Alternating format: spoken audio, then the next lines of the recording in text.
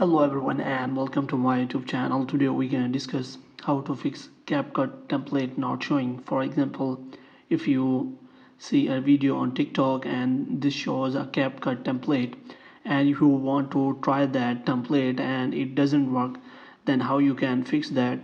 First of all, what you have to do, you have to simply install the CapCut app from the Play Store. For this, what you have to do, you have to simply search CapCut on the Play Store and you have to make sure that you download an updated version of the CapCut.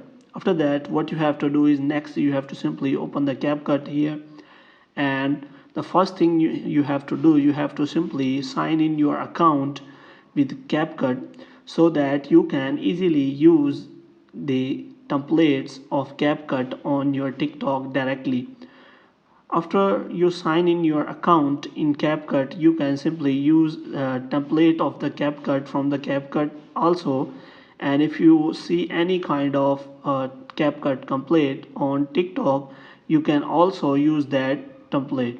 For example, if you see a video on TikTok and if you want to use that template, and if you click on that, if you click on CapCut template, then you can easily simply use that without any problem. For as you can see, if I click on use CapCut template, then it is showing use template option in here.